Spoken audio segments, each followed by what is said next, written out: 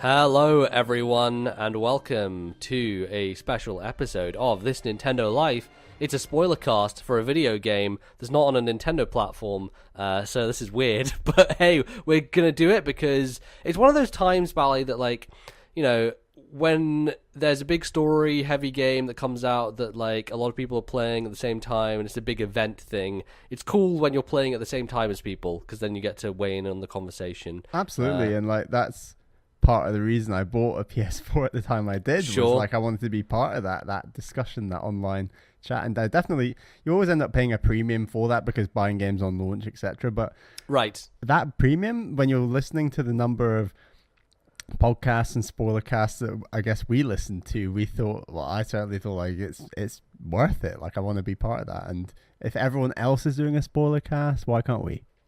Just got to jump on the bandwagon, that's what you do. I guess we should say what game this is for, but if you've downloaded this, then you already know. Obviously, it's God of War on PS4.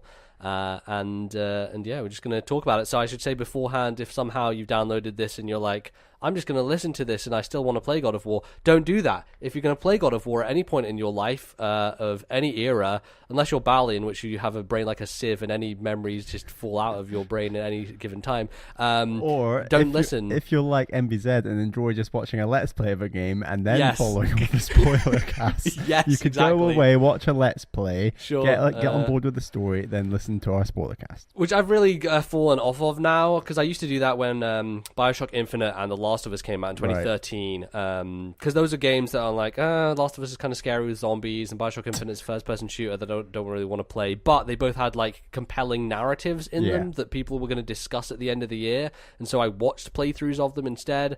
And as my life has gone on and I play more games and watch less games, I'm far more into just playing it myself, and I would recommend you play God of War probably before you listen to this, because it's a very good story, but it's also hey, the gameplay is very well refined and fun and interesting. There's a lot of stuff going on. So anyway, this is your final warning. So go away now. Go away. Leave. All right, they're gone, Bally? I think so. They're gone. Okay, so let's jump in here. We'll just talk about things generally. How did you feel at the end of God of War? Were you satisfied by what they'd set up in this world? I was very satisfied. I'd already, while playing it, I'd listened to a few reviews, spoiler-free reviews, and people were saying that there were aspects of the end of the story they weren't big fans of. So my expectations for the ending were potentially a little bit brought down compared to maybe the start of the game. But I actually thought the story, there's some fantastic reveals at the end, and I really enjoyed the story all the way through. And I think, obviously, I've played so few story-driven games that this kind of shot right up to probably my favorite that I've ever played, just because I've played so few, and I was very satisfied. Is this your moment with me in Metroid Other M, where you were super into the stuff in Breath of the Wild and you're like, oh, this is great, I love this, and now maybe if you go back and replay Breath of the Wild, you'll be like, oh boy, there's a gulf here in terms of what they're doing. Absolutely. Because that's what happened to me, is I played Metroid Other M, then I went and played Uncharted, and I was like, I came back and I'm like, oh boy, this voice acting's pretty rough. Yeah, and I'm really excited to now go away and play that trilogy, the Uncharted trilogy, obviously. I need a bit more story-driven games in my life, and this was a good start. So it's interesting to me because I think the way this game went was a bit smaller in scope than I expected. Only because I think they wanted, and Cory Barlog has talked about this, but they wanted to focus more on the story between Kratos and his son as opposed to the Norse stuff getting too deep. And they do a lot with the Norse mythology, and you have Freya and you have Magni and Modi, who are Thor's sons, who are characters. There's few characters in this game. It's a small cast, but I think what they do with them is really good overall. And so the idea that Baldur is basically the main villain throughout, and he is the conflict, and you fight him multiple times, and there's no Thor or no Odin until the very end. It's just their names are mentioned. They're mentioned a lot, and Mimir talks about them a lot. Exactly, and you see stuff like Odin's Ravens very early on in the game, and you're like, oh, well, there you go. I guess Odin will be at the end of this game, and he's not, but that's fine. In my view, it was fine because I appreciate telling stories as a trilogy or something beyond just the game that you're in at that time. Yeah, absolutely. And so, yeah, I think that there's a lot of kind of character stuff to dig into here. What characters stood out to you throughout the game? That you I think it's enjoyed? really hard to not have your favorite character as Mimir. He's really good. I like Mimir a lot. Here's a question, MZ. Have you listened to any podcasts wrongly cast his accent yet? Oh, probably. See, this always happens when... So obviously, like, Mimir, for those who don't know, has a very thick, and I would argue, West Coast Scottish accent. Yeah, it's very, very And he says like the phrase like brother this, Yeah. brother that, and like so I normally there's numerous podcasters and commentators who they get confused between Welsh, Scottish, Irish. north of England, different north and south of Ireland. Like so the anyway. one that really pisses me off is when someone thinks someone who is Australian is British. Like, that's the worst one. That's awful. Like, how do you even... Yeah. That's really bad. But, Americans are just awful at telling the difference between these accents. I don't know why, as British people, we're better at that. Like, obviously, because we know all of our own isles. Sure. But also, like, Australia and New Zealand is very distinctive to our own accents, and Americans completely different. So I think Mimir is an incredibly cool character for a number of reasons. First of all, the idea of just carrying a head that speaks is cool in and of itself. That's just a neat thing. It means that like you're not walking around with an extra character. He's just sat on your belt essentially. That's cool. The fact that up until, because you get him about roughly halfway into the game, maybe a bit before halfway, and up until then, all the conversation has been between Atreus and Kratos, and I was wondering like how they would carry that through, because it seemed like I was like, how many stories does Kratos have to tell his son? Because eventually I feel like we're going to run out of these. And the joke becomes that Kratos is awful at telling stories. And they do really such boring. a great payoff to that at the very end, where he like tells the story of Atreus the soldier, who he'd named his son after. And Atreus is like, oh, Dad, you finally told a good story. I was like, yeah, there we go. It's a good payoff. The second Mimir comes on board and he's telling all these incredible stories on every boat trip that you're having, like so many good stories, and you find out that he worked for Odin, I believe, as like as part of his council or something. I think I went ahead and read Norse mythology, which is a kind of collection of short stories, modernized in some senses, just like brought to a way that people could kind of enjoy them today by Neil Gaiman, and I would recommend it highly to anyone who played this game. Came out February of last year, so it's actually quite recent. Cool. And it talks a lot about all these different characters and their relationships and everything. And Mimir actually had his head cut off by, I believe it was maybe the Vanir or someone of the Vanir cut his head off and sent it to Odin. And then Odin basically revived his head. So what Freya does in this game to revive Mimir, it's actually Odin who does that, and then Odin has Mimir as his counselor. I think what it is Odin sends like someone from the Aesir over to the Vanir to do like some trade thing that went on. I think that's why Freya went over to Odin's side to like stop the war essentially. And they send over this guy who's just an idiot, and they have Mimir go with him, so Mimir can basically tell him stuff to say so that he sounds like he knows what he's doing. And then they figure it out basically, and they execute Mimir as a kind of way of getting back and send his head back and everything. But yeah, so the idea of Mimir just being a head is established in the lore, right? It's not exactly how they do it, because it has to be relevant to this story. But I like that they take those ideas, that Mimir is a conscious head in Norse mythology in a different way, and apply it still the same idea here. It's great. So yeah, he's very good, and I think that one of the things I had a little bit of a problem with myself is that I'm just very bad at paying attention to like a complicated story with a lot of names while I'm like focusing on something else. And so I often did not dock before the story. Like, I basically just stopped my boat and was like sitting there and listening, right, to finish the story, because I didn't want to get halfway through a thing, like spend 20 minutes going on an island, come back and then forget where I was. And they do a good job of bringing you back in. I was just going to say. But I still, even with that, I'm just very bad at like remembering. You don't know how long you'll be docked on the island, and yes, they exactly. update you, but it's nice to listen to a story in its entirety there and then, I guess. Yeah, that's it's just one of my least favorite things about these narrative style games is the idea that, and Horizon was fucking awful about this, but like you have like radio log, diary log things, which if you accidentally walk somewhere else, like Aloy will trigger some story relevant dialogue at the same time as the other dialogue is already playing. And I hate it's so bad. It happened to me in Skyrim the other day. Skyrim's just a mess with it anyway, because there are NPCs walking all over the place. And if you walk past any NPC in Skyrim, they usually take a quip at you.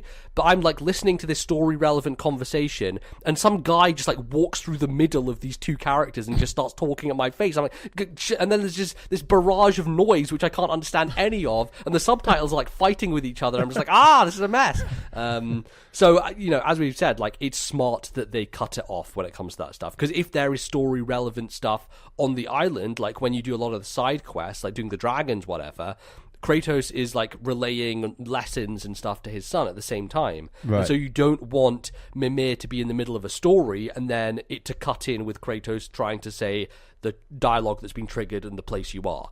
And even if you're on land, it feels like there's never a time where there's intense combat happening and there's been a description of a story or anything. There might be like a description here and there while you're figuring out maybe an environmental puzzle or something that's more slower paced. Or like when you find the shrines, like Atreus will note down stuff and talk about that. And the thing I would have liked, and obviously would have taken more work, but one of my favorite things about Skyrim actually is that when you open books in that game, they're all written as if someone had written them. They're like in a text scroll as opposed to just like computer text, essentially, instead of like point, whatever you call it. And when you go into the kind of encyclopedia stuff that Atreus has written down, you have these little quips that he says at the end, but it's all in just plain text format, and so I didn't connect with it as much. Like, that's one thing that I like in games is when they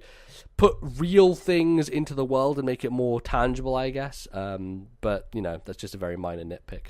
I still think that they do a decent job with that stuff. But yeah, I do think that like overall the storytelling outside of the main cutscenes is well done.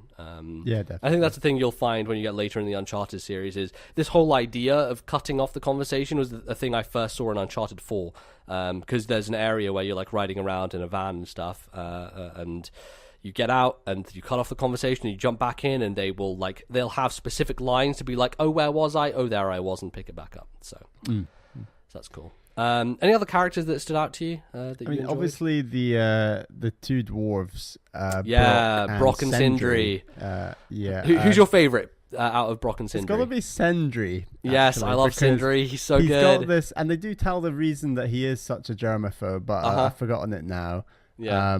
But he's just you're often handing over your Leviathan axe and things like that for him to upgrade. Splitted with blood and everything. He's obviously covered in blood and everything. There's a lot of blood in this game, a lot of gore, and he is just so allergic to anything germ related, or just the idea of like Mimir being a head. And there's one point where he's holding Mimir's head and he's like looking down where the bloody neck would be, essentially, and he just I can't do this, and throws the head to Brock. That's quite near the end of the game, actually. But I do think Sindri and Brock, the way that they just teleport around and they're constantly throughout the game, and they're also like a bit of a respite where you think, oh, now it's time to have a think about my upgrades and slower paced, and that all comes together. Like their discussions along with stopping and upgrading is a really nice way to complement the quite intense combat and story sections of this game. My favorite Easter egg in this game is when Sindri plays the Mario theme on his hammer, which I just like. I'm just walking around near the shop and I hear that and I'm like, wait a second, did he really just do that? Like, because he basically plays like. Have you like looked that up online as well and seen? Other people I tried it. I haven't it? seen anyone talking about it. I've literally seen no one discuss it at all. Yeah. But I don't know like how overt it. To me, it sounds like super obvious every time I hear it, because I've heard it multiple times now. But is there a chance it's accidental? I don't think it is. Like, it can't be. It really doesn't sound it. Yeah, it sounds so clearly the same, but if it is accidental, then that's just very weird to me. That would be weird. Because like they change the tone of the hits every time as well. Like, it's not exactly in line, but they make it sound more musical than I guess like hammering something ordinarily would do. Right. But yeah, I think both of them are very good, and I think I've seen some people complain about the fact they pop up everywhere, but it's Norse mythology, man. Like, dwarves, they have ways of doing things, and obviously, like, these guys are super craftsmen because they made Thor's hammer, and I like the idea that they made Kratos' axe as well because they kind of wanted to restore balance to the world in a sense. And also like the other thing about reading all this Norse stuff is like the other references that are put in the game, like the golden boar that Freya has.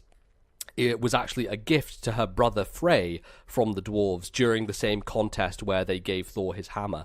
And the idea that the reason Thor's hammer is so small is because basically during the time when Brock and Sindri were forging it, Loki was trying to basically put them off, because if they had won the contest, then Loki would be basically put to death or something, or someone would get Loki's head. So Loki was like, he transformed into like a bee and was like buzzing around their face and stuff and trying to put them off. And so there's a slight imperfection in Thor's hammer, which is that the handle is too short. And so that's it's interesting to like hear the story behind that and like why things are as they are. But yeah, they're great. And I'm sure we'll see more of them in the sequel to this game, and they'll be built out a bit more. But they also like have a connection to Atreus' mother, to Faye, and overall they provide some good stuff. Freya is the other character that I think is the most interesting in this game. Her and her relationship with Balder, and just generally the idea that every relationship in this game is some familial thing that needs to be worked out, right? Like, obviously the brothers eventually get back together, and like you have them both bad-mouthing each other, and every time you hand it, Axe is like, oh, what's that asshole done to it this time?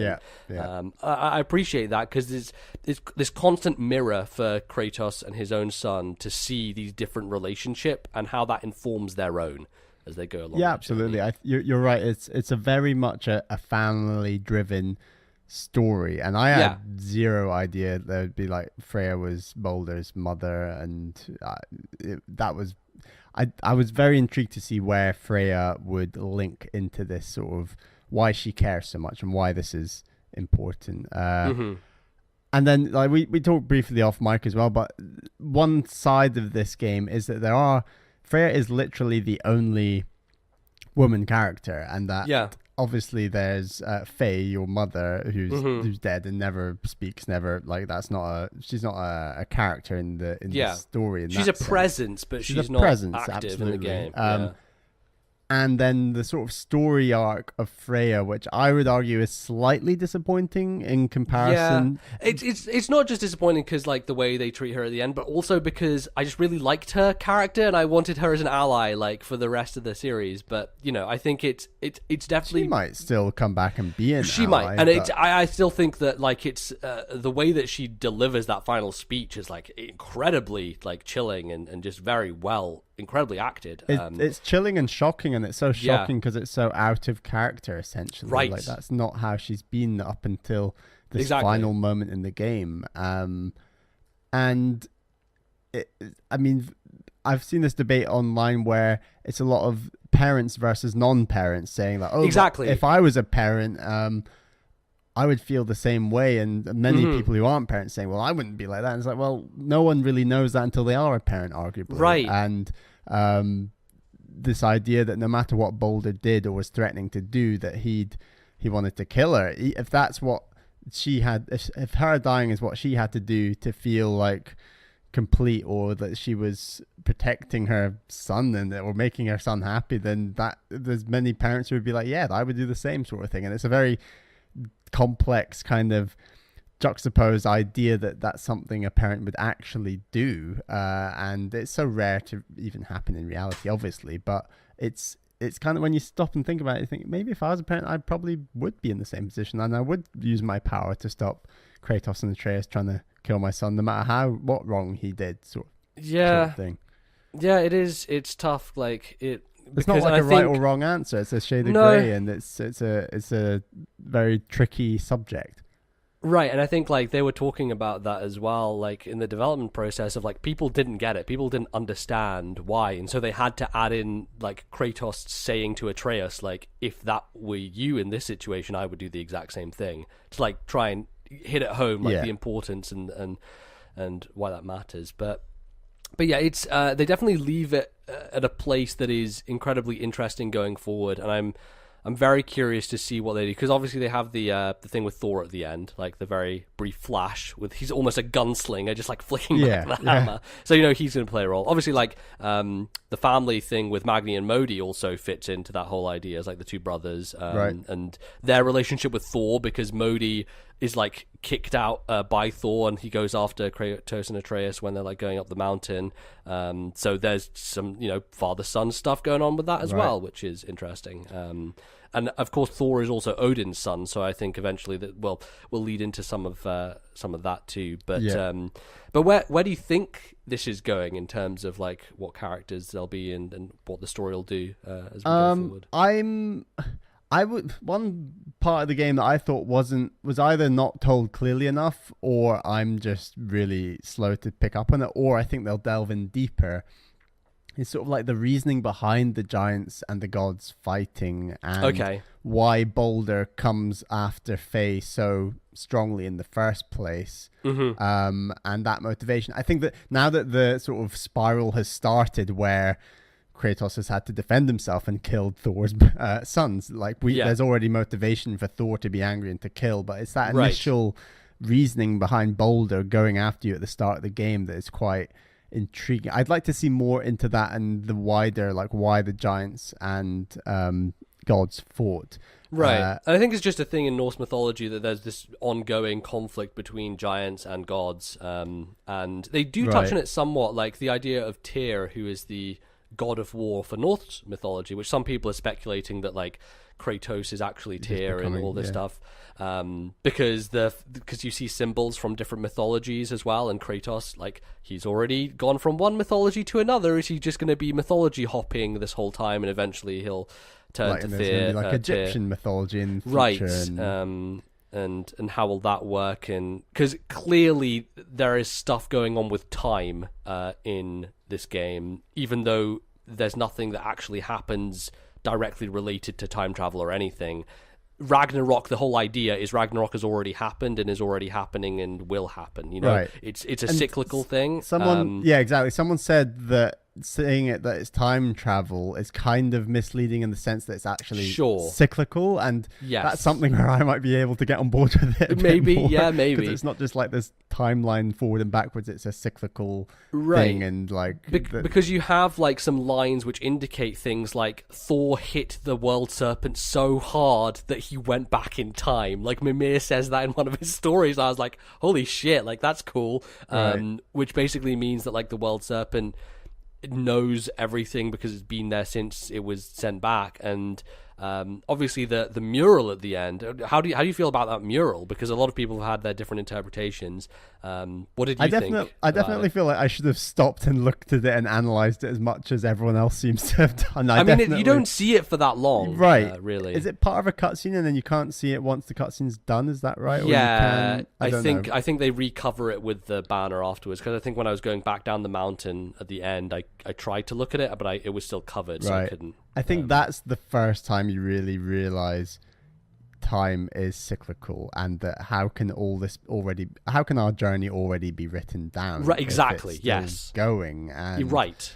That is very intriguing, and I don't know what to read into it, really. I think obviously the Loki reveal is very cool. Yeah. And I know that some people thought that Boulder was Loki and things like that. Right. Because his name's not really revealed for a little while. And Yes. and once his name's revealed, like, where's Loki?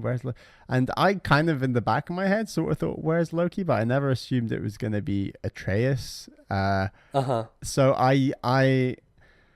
where do I think that sort of mural at the end leads to? I have no idea, and I don't really want to speculate because it is quite a complicated mythos when you start talking about how cyclical it is. And this is, as we said, this is essentially Santa Monica's take on that mythology, and they don't, there's no rules they have to stick by. They can do whatever they want, and it'll be very difficult to see how that unfolds. I think the exciting thing for me, having read a bunch about it now, is like knowing a bunch of gods and players and things that could be brought into it, and seeing what they do with that. Like, what is their take on this thing? Because Loki is such a weird figure in Norse mythology, and he is the father of the world serpent. So, and at the end you see him with basically a snake coming out of his mouth, and Kratos like looking like he's dying or dead next to him. And a lot of people are like, oh, clearly Loki killed his father. But to me, it more looked like Loki was like cradling his dad after his dad has died, or in the process of doing so, while at the same time birthing the world serpent. Which is weird because like the world serpent already exists, but he hasn't existed. And, you know, it's strange. I think you'll definitely get that whole... Someone is going to die, most likely Kratos, and they will be in Helheim or traveling through those gates or something. And maybe then, like that's Thor. Maybe that's like what happens is that Thor, as soon as the world serpent is born, Thor smashes it into the past and it disappears in time, and that's why it's here now and is so large. You know? Exactly. So that's potential. Or I mean, Norse mythology is interesting because they have that sort of they've got their heaven equivalent. What's that called again? Valhalla, which is basically just a hall that exists within Asgard, essentially. Okay, right. It's basically like a mead hall or whatever, but you know that's the way they frame it. I think it's really interesting. Like, we've not even seen or been to Asgard. We just know that it's a realm. Right. Though we haven't been to Vanaheim, we haven't been to Svartalheim, which is where the dwarves are from. We haven't been to Asgard. And Hel is definitely a place that, or Helheim, I should say, is a place that. It was actually probably my least favorite environment in the game. Right. If only because... So here's my problem, not a fun place think. To be in. It's just cold. Well, it's also... My problem with the late part of the game is that you go to this snowy area where Tharma's corpse is, and there's ice and snow and all that stuff. And that theming is very strong there, and I think it works well. And then the next place you go is another cold place that is not super visually distinct. Like, it's more kind of maybe... greenish in its tint and its color palette, but it's still a similar thematic thing. And then, oh, guess what? You get thrown back there again. And so I think that's contributed to why I was burning out a little bit in terms of the pacing at the end. It's not just that it was going on quite long, but the areas you were going to weren't what I wanted. Like, I wanted, after Baldur and Kratos have that fight, for them to end up in Svartalheim or something, just a completely new region. As opposed to going back to Hell. The first time you go into Alfheim, yes, all the trailers, anything I'd seen on the game, not that I'd seen any trailers, and that was an extra level of surprise when I saw stuff like the World Serpent, but anytime all the marketing of this game, it is that, not Asgard, for God's sake, what's it? Midgard, exactly. So you only see Midgard, and it's sort of forests and snowy mountains and this very traditional Norse setting. The first time you go to Alfheim and it's completely colorful and crazy looking, like, I was mind blown. I love Alfheim. I think a lot of people have said they didn't enjoy it because the pacing is not great there. I actually thought it's one of my favorite parts of the game. Absolutely, just overall. I agree. And I think I like the puzzles there as well, in terms of throwing your axe through the multiple things at once. That kind of stuff is great. But I think it's basically because you spend a really long time there, right? Like, you do spend a solid it's like 4 or 5 hours in that one place. It's quite hard and that's to do when it I was faster. Yeah, that's when I was like, how long is this fucking game? Because if we go to all 9 realms and we spend this much time in each realm... Because up to that point, I thought the whole way the game would work is go to one realm, get a bit further up the mountain, go to the next realm, get a bit further up the mountain, but it completely changes those expectations as soon as you like finish Alfheim. It's like, oh no, we're gonna just get to the top of this mountain, but guess what? It's the wrong mountain. So we have to and I was actually really glad with that. Like I was, when you see the black smoke, you need the light to get rid of the black smoke, and then you're like, you get a bit further. I think then you do go back somehow. No, you do. No, you defeat the dragon, then you do actually get to the top of the mountain. Yes. And then I was glad you did actually get to the top of the mountain, and you see Thor's two sons. Yeah, you hear the conversation with Baldur, and that's when you find out he's Baldur, basically. And that's just before you get Mimir, and yep. Then you realize actually the highest peak is in Jotunheim. Yes. And you're like, what? There's like this other. So I'm glad you get to the top of the mountain and you can see what's at the top. And some of the snow effects at the top of that mountain are just jaw-droppingly gorgeous. Like I couldn't believe how good it looked. How reactive the snow is to your footprints. Exactly. And every time you you came back there, I think it left the footprints from before and stuff like that. Like it was very good. And I'm glad that Jotunheim was like this other thing to go and see, and that you still got to the top of the mountain in Midgard. Yeah, I actually thought that you'd get to the top of the mountain, then do the ashes and everything, and then, you know, someone would show up and you'd have to go off and it would change the direction and everything. But I'm glad that they kept the focus on the mother. I love that the scattering of the ashes is the very final thing you do in the exactly, game like right. Because actually what I thought was going to happen was, after Mimir was like, oh, we have to get one more thing, this other fucking eye, which is like, oh my god, there are so many false endings to this game where it's like, okay, we need this MacGuffin and another one and another one. And it's like, finally we're there, and Mimir's like, nope, gotta get this last thing. The final false ending where you go back in the World Serpent, I was like, you have got to be joking. You just fucking go into his mouth. That was amazing. Yeah, like you spend all that time and he's like, we're gonna flip the thing, and you break the two chains, and and then it doesn't, and you like get Mimir's other eye, and then it doesn't work.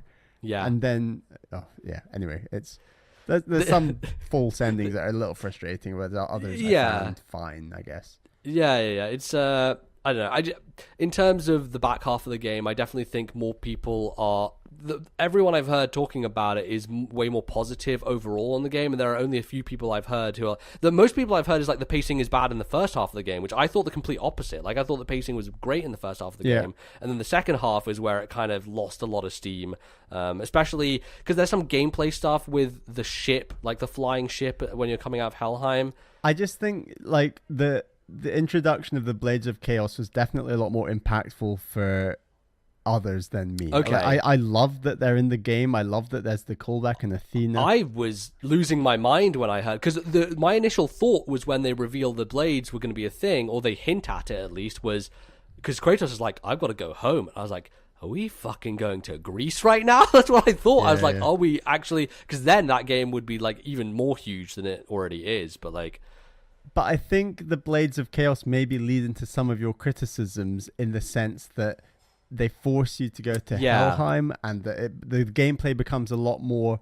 let's wipe our way through hordes kind of gameplay, where that's predominantly, to my knowledge, the style of gameplay of the first three games. And they were like, this is traditional God of War. We got the Blades of Chaos. You're going to hack through all these enemies. It's going to feel great. You're going to love it. And they maybe pushed on that for slightly too long, where I personally way preferred the axe-based combat. That might just be because I've not played God of War before, and that's the first combat that I played in this game, like everyone else who's played this game. But as cool as the Blades of Chaos reveal was, and I love the final boulder fight where you're forced to use both blades. And switch between them. You actually kind of have to do that in one of Tyr's vaults as well, when there's the two ice and fire giant. Yeah, that's cool. Yeah, no, that works. But I think that maybe just come back one step on visiting Helheim one more time and show a different realm that wasn't just focused on hordes and Blades of Chaos, and you could have had a stronger second half perhaps. Maybe, yeah, that's interesting you say that, because I actually really enjoyed using the Blades of Chaos, and I think more the than runic attacks... Well, not necessarily, but I think it was a really great freeing thing when you get them. I think the moments around getting the Blades of Chaos are just so well done, not just from a story standpoint, but mechanically it feeds into it as well, because when you get home, obviously like it's all dark and gloomy and everything, but you have to fight through a bunch of frost enemies before you get into your house. And at that point in time, you can't use your axe because they're frost enemies. You don't have Atreus to help you, and so you have to just use melee combat. And I hadn't used a lot of melee combat up to that point, and so I was struggling. I was like, oh god, this is really difficult and hard. And whereas my son, like, I was physically feeling the loss of him in combat because he's not there. Cool. So like, it works so well on a narrative point of view. And then you get into the house, you get the blades, and it is just the complete opposite. All of a sudden, you are demolishing them. So I love the way that the story is told through gameplay, where it's like, man, I was really struggling before, and now I am just absolutely ahead. Right.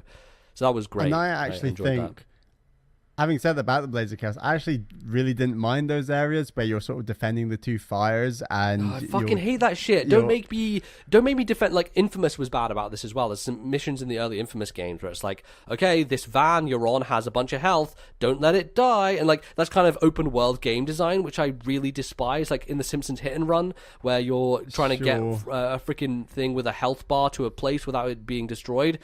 My least favorite type of mission, because it's escort in a way, and it's just I don't mind when it's not difficult and you're able to relight the fire, and it's just a bit of a power trip at that point in the game, because the Blades of Chaos are very good at killing multiple enemies at once, because you're hitting loads of them at a time. And like, I did it first time, I didn't find it very difficult. I thought, you know what, if they want to just have a little bit that's traditional God of War hack and slash, fine. Like, they didn't put so much in the game that it put me off at all. That was just like that one part that I thought was right. This is maybe helping out those those people who've already played God of War, but for someone like me who's new, I definitely prefer the axe, and that's fine. But this is just kind of pleasing them, maybe. I think, like, when it comes to the axe versus the blades, it was much more. I think the stuff in the late game forces you to use the blades in certain situations, and so when you got to the,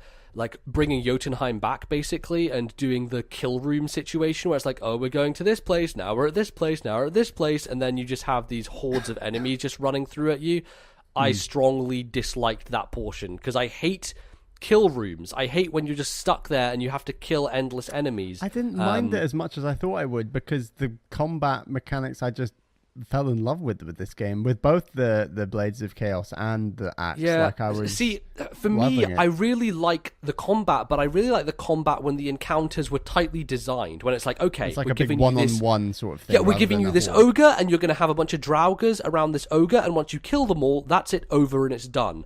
Whereas I thought the back half of the game, it was far more like, let's keep respawning enemies, and I really dislike that. That is one of my least favorite things about this style of game.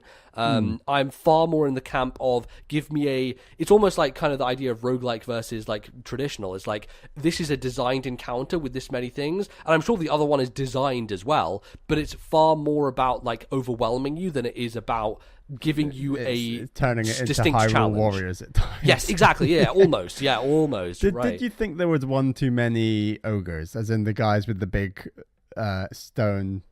Yeah, I think that is another like kind of disappointment to some extent, is like the lack of unique boss fights. Because even when you go to Hell, like, I was expecting that fight, at the end, final gatekeeper guy, you see the giant raven in the distance, and you're like, holy shit, am I going to fight that giant fucking bird? And it never does anything, so I wonder if that's something that'll come back in the next game. But yeah, that was ominous. But you're fighting another one with a pillar, and he just warps around a bit, and that's the only difference. And it's kind of it's a similar problem that people had with Breath of the Wild, actually, is lack of enemy variety, but it's more in terms of lack of boss variety in this sense, I think.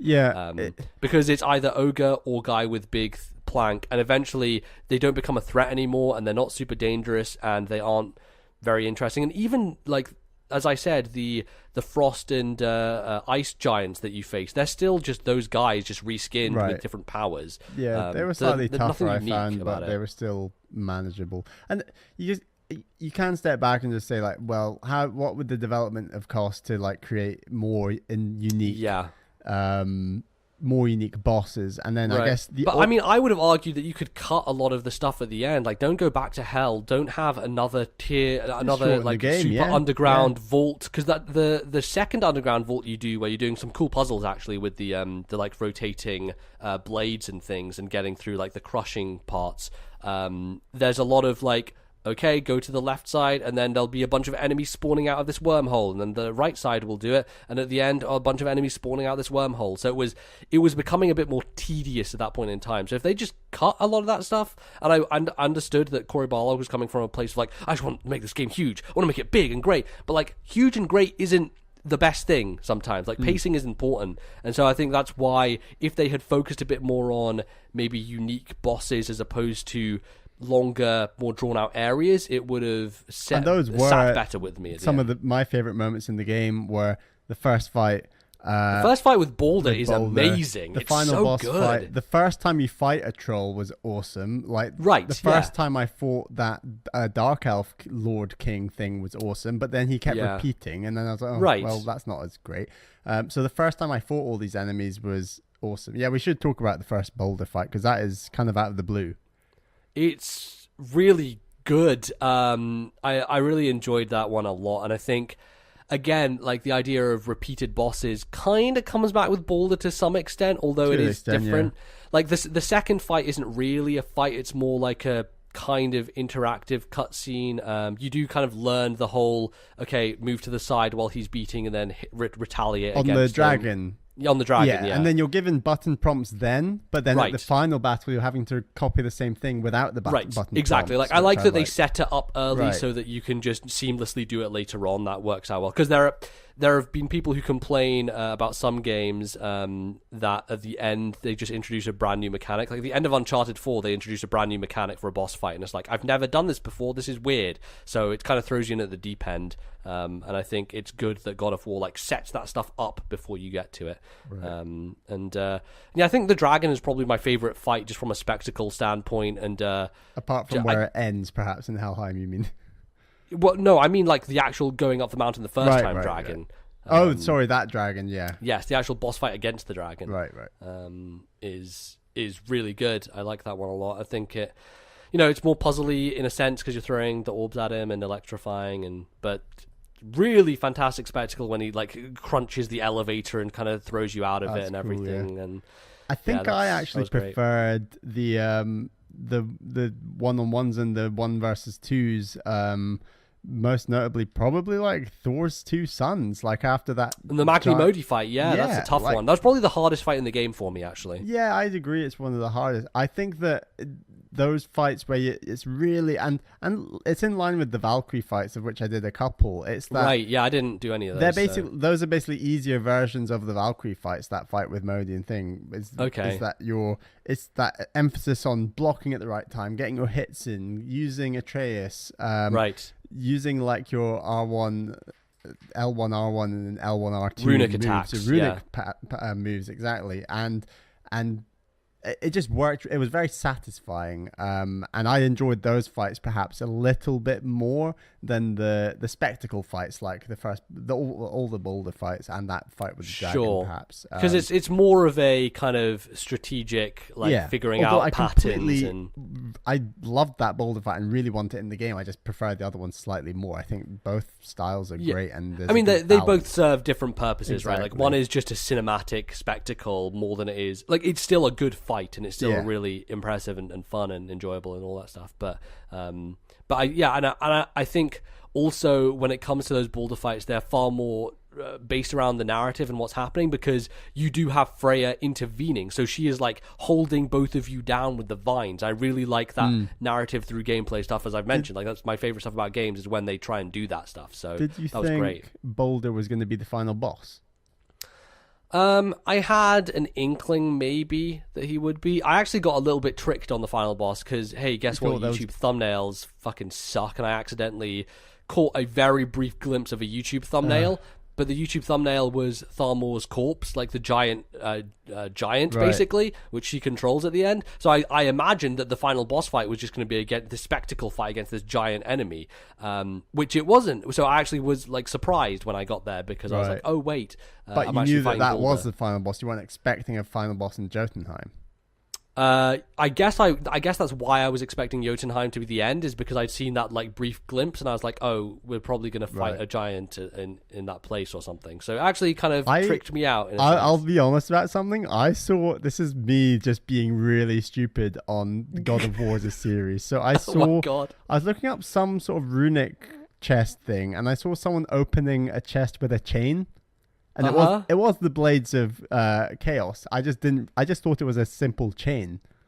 So I was like, oh, there's some sort of chain you can pick up later in this game. And I didn't associate that being, oh, actually that's the Blades of Chaos. Right, I just yeah. So yeah, that was my that's the most you thing possible. Yeah, I think. But I did always think, because you do that, see that like third weapon slot, don't you, at the very start of the game? Well, I mean, yeah, kind of, but it's I didn't think it was very clear in terms of like whether you're going to get them. But the other thing is like, hey, the D-pad has the right for the axe. Yeah, it's like there's one D-pad that's not being used. Does something apart from the right. So. Yeah, so you can figure it out. Did you hear Corey Barlog saying, I think it was the kind of funny interview where he mentions that you actually see the Blades of Chaos at the very start of the game. Yes, yeah. He said that there's a lot of foreshadowing throughout the game for things that are going to happen. And like Atreus mentions that he wants to turn into a wolf, which is a thing that Loki is associated with. It's funny because I saw Corey in like maybe 3 or 4 different guest appearances. And he said the same stories a couple of times. He said the same, but I don't think there was anyone that picked up on like all these intricate. There wasn't someone like, yeah, no, I saw that with the Blades again, or I saw that with the Loki and the wolf. Right. Everyone was like, oh, but it's because it's because it's there for like multiple playthroughs, I guess, for people to see when they've gone through. And I guess like when you're that deep in as a developer, like you're, I think, a bit too attached to that stuff. It's like when we make our Super Mario Maker levels, and you've played the level a million times, and you're like, did you notice this one little? It's like, no, I didn't notice. That's like, oh, no, you only noticed it because you've made the level and played it back 80 million times. Exactly. The same for him. So yeah, very true. Do you have a favorite moment?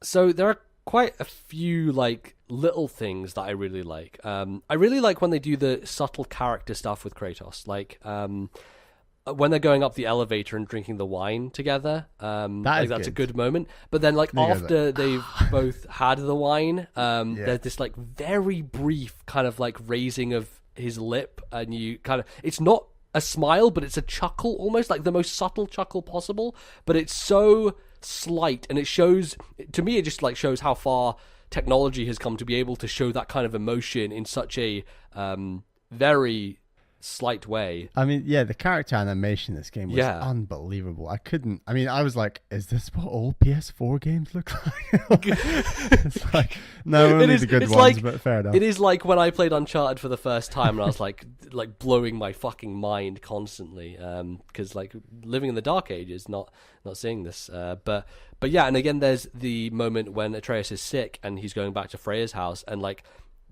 during the elevator he's like pacing back and forth, and like you can really feel the pressure. And there are moments in the game, quite a few moments, where fast travel is just locked off a bunch in this game, and I didn't like it early. It's only open at the very end, or you can always fast travel back to the middle of the lake, and that's it, right? Exactly. You can only go back to Brock's shop and not leave from there, essentially, until he figures it out later on, and they have a story reason for it, but it's kind of stupid. Because when I was going around the lake, I was like, oh, I want to go back to that one place maybe, because I've got a new upgrade, so I can go back to that chest or whatever. But I'd have to just, swim there, or I guess boat there instead. But the world is actually a lot quicker to get around than it is in size, if that makes sense. And that's partly helped by how fast that boat is. Yeah, like it just goes, I mean, definitely zooms across the lake. It's not exactly like riding quick across Hyrule Field or something. It's a lot smaller. I do wonder if the boat was originally slower, and they had to speed it up because playtesters were like, this is too fucking slow, and so that's why some of the stories don't line up too well in terms of the time you spend on the boat. I know that Corey said he initially wanted it to be swimming. Did he? Oh, yeah, but then like testers were saying like he can't, and then the stories were going to come at different moments. But then I think someone had the idea, if you had a boat, they could talk while they're on the boat. Yeah. I think Corey also wanted there to be fighting while you were in those overworld areas, I guess. And then I'm glad they didn't do that. I agree. Like the fact that there's no fighting when you're in the boat, it's always to do with where you're going and what the story is being told. It adds so much because, I mean, there's plenty of fighting in this game. You don't need to put it in every area. Yeah, maybe too much at the end, but you know. So yeah, I like that character stuff quite a bit. So the thing that I found was weird, and I have not heard anyone talk about this at all, but I was completely off track when it came to the mistletoe stuff, right? Because Freya, when she sees the mistletoe stuff, throws it in the fire and she's like, that's fucking dangerous. But like very obviously, like before that, Kratos had pinned a bit of mistletoe. Atreus those mistletoe It was Sindri. Sindri gave them. Right. And I don't know if that says anything, right? Like, is that a thing that Sindri knew that Baldur was weak to? And why are they bad? So basically, the way it goes in mythology is that Baldur's mother is actually called Frigg, although the character of Frigg and Freya are kind of interchangeable in Norse myth. Like, they're basically the same person, but they're also kind of two characters, but no one in, like, academics can agree on which, because it's a bit messed up. Surely that's all about just Freya being like, I don't want you killing my son. What the hell are you doing with those arrows? I mean, yeah, that's why she takes them away. But, like, the reason it's the mistletoe is because she goes across the world, like, imploring, like, fire and water, and she implores all of these elements and everything, like, promise me you'll never hurt my son. So she basically talks to everything to not hurt her son, and the only thing that she doesn't talk to is mistletoe. So she's like, oh, mistletoe, whatever, who cares about that? And so the way that Baldur dies in myth is that Loki basically tricks his blind brother. So Baldur has a brother who is blind, I can't remember his name. He tricks him and gives him a dart made of mistletoe. And because all the other gods like throwing all the shit at Loki and he's not dying and nothing's happening, so he tricks the brother to throw this dart and the brother kills Baldur. So in mythology, he dies from mistletoe as well. So it's, again, like they're not doing the same thing, but they're using the same means by which to get the job done. But the thing with me was, I thought that the mistletoe was doing something to mess with Atreus.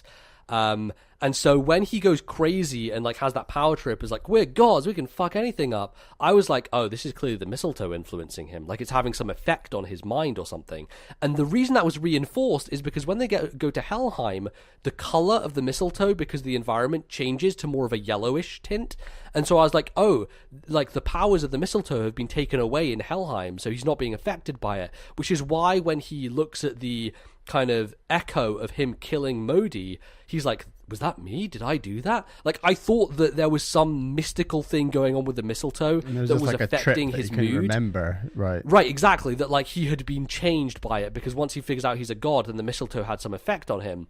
And the story kept telling me that that was the case until the very end, where it's like, oh no, this was just a thing to kill Baldur, and it wasn't. So that's why I actually think that the turns that Atreus' character makes when he becomes like super egotistical super suck. Like, I don't think they're very well earned. I think it happens too fast, and I think he snaps back too fast as well. And maybe that's because he's a kid, and like that's kind of the mood swings they go through. But to me, it was a little bit unearned because I had thought that it was some other MacGuffin that was making him do that stuff. And what's the cause of the mood swing then, on your understanding? I think it's just because he's like, oh, we're gods, we can do anything. And like I hate that moment when he talks down to Sindri because he's like, oh, fuck you, Sindri. He's like, oh my god, like Sindri's the best. Don't talk shit on him. But the thing that really reinforces it, that is one of my favorite moments in the whole game, is during the sequence when you're going back up the mountain and there's that fight in the room with the claw that was originally the elevator place. Yeah. And you try and use Atreus to shoot arrows, and he just doesn't respond. Yeah. Like, he doesn't, when you press the button, he doesn't fucking shoot them. Yeah. And I'm like, wow, like that's... I love shit like that. I absolutely adore when they like just build it all in, and it's great. And like they have the conversations. And the other thing that really pissed me off is we went into this room where there's an elemental, a frost elemental, just sitting on the ground, and Atreus just like fucking shoots it and is like, yeah, we can kill this. I was like, no, I don't want to fight this thing right now. Like me, those were maybe Kratos. The hardest consistent enemy. Exactly. And it was like it was in a room where there wasn't a lot of barriers, so I couldn't hide behind anything, because what I did was just hide behind barriers and just like throw it at him. But like he woke it up, and me as a player was fucking annoyed at Atreus because I'm like, I don't want to fucking fight this thing right now, you stupid kid. Like, why did you wake it up? Oh, I always want to fight them just because you get loads of loot. But yeah, that's good. But also, like, I just wanted to get up this mountain because I was already a bit annoyed that I had to go up the goddamn mountain again. Like, I really understand why they do it, because they have to have the moment where Atreus kills Modi. They have to show you his shift in mood. They have to do all the story building stuff, and to kind of make that journey work, you need the kind of side conversations that happen as you go back up the tower. Right. But I was also like, I just want to get to the top of this tower. Why couldn't I just fast travel there? Or why couldn't I just take the lift that we'd already used to come back down? Like, it was a little bit manufactured, I think. Yeah, but I didn't mind it a ton, and I know that Corey said in interviews, like, I really didn't want people warping around everywhere. I wanted you to like re-experience these areas and things. And to be fair, and it's the sense of the journey, right? Like, that's what they want to it's evoke. A better sense of journey, and the whole single shot idea works better, maybe in that sense. I think that it's quite quick going back up there. Like, I can't remember exactly, but because they do have like there's the elevator you go on, which is surrounded by the bush you can burn with your chains. Right. So like that basically is mostly what it is. It's like going through these shortcuts, which when you were going up first time, you're like, oh, what's this weird thing and what's this weird thing, because you can't interact with them. That's actually another thing I think they do really well, especially at the beginning, is the tutorial through Atreus, where when I was underneath Freya's house and I was trying to get through this thing, like throwing my axe at it, Atreus was like, I don't think we have what we need for that right now. And I was like, oh. Yeah. Like, he's literally telling you don't have the upgrade yet, so... so that was good. Just even in combat and things, the amount of information Atreus is saying, like, look out, look at the, and once you get Mimir, he says stuff like, look behind you. Like, right, because he's literally on bum.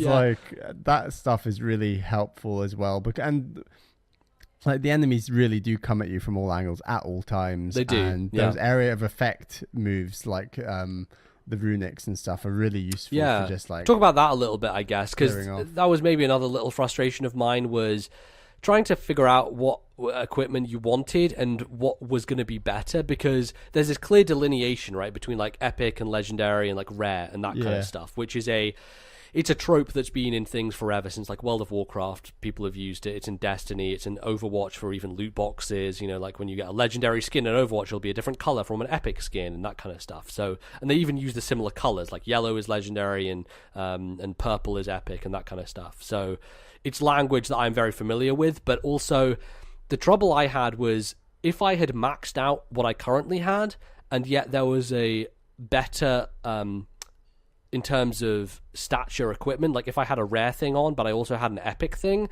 the epic thing right now would have lower stats, but I couldn't tell where those stats would go eventually to know whether it would be worth investing in the other thing. And you get so many pieces of gear and you have limited materials, so I found it really difficult to like decide where I'm going and which one I actually want to go down, and the path for that stuff is a little bit tricky to figure out. Like those menus generally are a little bit much. I think the skills and the experience and leveling up the runics and the like animals that come out of Atreus's bow, which I absolutely love. I love those ones. That stuff, I think, all that leveling and how it explains it all, and even like the little clips with the videos that show you. The videos are super helpful. All that stuff is so well designed, and like I think the rate at which you get XP is very healthy, and that works. Yeah, and especially if you're doing side stuff, you'll get a lot of hack silver. Absolutely, so that but helps. You're right. Then when you're deciding, well, what should I wear? Which talisman should I use? How do I upgrade the talisman? It is just an abundance of, and it's almost like they went for abundance on purpose in a way. It feels so clunky, and it doesn't feel like there's been as much care with that part of the game as like every single other part. Because I think like they wanted it to feel like a loot game, even though it's a very structured single player game. So I think they wanted to kind of give you a lot of choice and make you make those decisions. Simplified by a couple of gears, I'd say. It's just they just turned that up a little bit too much. Right. They could have just kept the same amount of different materials, and that's the other thing. Like, I just didn't care about one material versus another because I couldn't remember the name of like a million different materials. Sure. Like I might have remembered at times the one material I needed to upgrade the Leviathan axe, fine, but I knew that obviously hack silver is the main currency and that's used in most of the upgrades. But then those individual obscure materials that you got from different things, and I didn't like know whether certain materials were randomly, I think they are randomly generated across the world. Probably, yeah. Right. So it wasn't really clear what I should be excited and not excited about getting and what to boost, essentially. And I ended up just being like, well, I've got this thing, I'm going to try boosting this. Let's boost. And then for a phase, I'd go, let's boost attack and defense. And then for another phase, I was like, actually, let's boost cooldown and runic because I really like those moves. So I got there in the end. It just wasn't a comfortable step-by-step process like I just feel like the whole rest of the game was. Right, it wasn't very streamlined, and so yeah, it got a bit clunky. And the thing that was even more clunky is like if you have gems slotted into your weapons, then it's harder to tell like what you're actually losing because those inherent gems you'd want to shift over, right? Like that's one thing that this shares in common with Xenoblade. Is like in Xenoblade, if I wanted to change my weapon and I'd have to like unslot all the gems and then reslot all the gems. Like, why do none of these games think of the idea that like, hey, maybe I just want to carry my gems from one weapon over to the next weapon? Give me the option to just like put my gems into this weapon. Like, just please give me that option. I don't know why they haven't figured that out. What if the gems went into a belt that never changed, and then that was a separate way to equip them and unequip them, and then just have it as a separate whole option all of its own. So regardless of which weapon you're equipping, the belt remains the same. I don't know. Exactly. Yeah. They could have done that, and they kind of have that with the talisman stuff and things like that.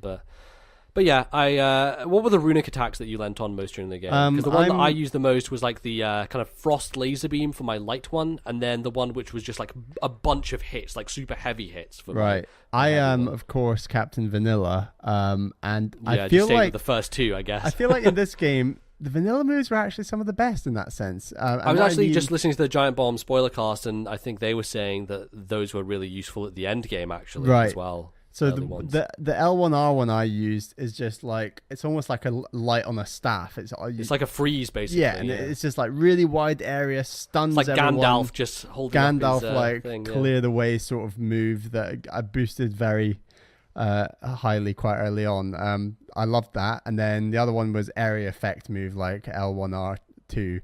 Where he just does the Superman slam that just creates that's a good one. That sounds very simple, and those are the most vanilla moves in the game, but they were so useful. And on top of that, and I know you didn't use these at all, really, MB said, but they were maybe one of my favorite combat parts of the whole game was the animals that came out of that essentially it's not that I didn't want to use them, I just forgot about it most of the time, because I was so focused on using Atreus, because I mainly used Atreus to pick off ranged enemies who are annoying me, and then I used him to like stun enemies, and so I always wanted him to have full arrows. The animals go after the ranged enemies if you just look at them while you use them. They go after whatever you're looking at, which is the best. I didn't realize it's not that, natural. So. You do have to train yourself to hold square, because you have to hold square an unnatural length of time. Sure. But those wolves, which is his first one, and that obviously links to Loki, and that's something that I didn't pick up on personally, but those attack wolves are so powerful, and they really they stun, they injure like your enemies. It just gives you so much space and clearance. And the one that I did use were the crows. The crows were really fucking good. The crows, I tried them on. People have talked about a squirrel. I never got the squirrel. I never saw that either. I did most of the side quests in this game and didn't get that squirrel. I reckon that squirrel's probably linked to that side quest to speak to the mother, the wife again, to Faye. I did that one. Oh, you did it? No, okay, never mind. But anyway, I thought that stuff was really, really cool. I'd experimented with a few other runics here and there, but I mainly stuck to those ones. And then having the added layer of runics for the Blades of Chaos was cool as well. Some of those ones I actually preferred the runic attacks for the blades because they were just so over the top and ridiculous. Did a ton of damage and very, very useful. So I like that stuff a lot. So I think we've talked a lot about this. Any last things that you haven't mentioned yet that you want to discuss about this game, Bally? I was going to say my favorite moment was probably getting to Alfheim and realizing the scope of realms in this game. Yes, that's a good one. Alfheim itself I thought was awesome. The number of realms was awesome, and I thought, wow, this world is a step above what I thought it was going to be. And honestly, one of my favorite moments was the first 4 hours. I love how slow this game is at the start. I'm a sucker when it comes for like a good, slow, thorough tutorial, and I felt this game was slow at the start, but still great, and it's rewarded by one of the most intense fights in the game with that first boulder fight. Like, I think it was a really great opening to what's potentially going to be 3 or 4 games in the next few years that we'll see. And I'm interested to see what the first 4 hours of the next game will be for those who want to jump in without playing the first game, and how they make that work. Yeah, we didn't actually talk much about the puzzle stuff in this game, which I think overall there's not a huge amount of variety in it. Like, it's mainly the runic chests where you're having to look around the environment and find like the bell one, which you have to all do in a quick succession. Moving a sort of a cart on wheels across. Right, like there was some of that stuff, platforming, environmental stuff. There's also the one where you have to one of the first big puzzles you get to, you have to lift the giant spike kind of thing. And in that same room, there is like a runic puzzle. Like, I like how they layer a bunch of things on top of one another. Right. So you have like one major puzzle, and there's like a smaller puzzle within it that you have to figure out. And I would never like leave an area until I got all that stuff. So I ended the game with full mead and full rage, I should say, and full health. Yeah, I didn't have either, full on either, and which I'm surprised by, because like you went through, I think, the exact. Yeah, you still went through the exact same areas I did, I think, and did all the side, like you did all the dwarven favors, right? So you went I through only those realized I missed a couple of runic chests at the start because it was like locked runic magic. I just assumed, right, I'll get runic magic later, and I can come back to so these. You just those were the ones you missed, I guess. And I just never could. The first one I did was about 5-6 hours into the game.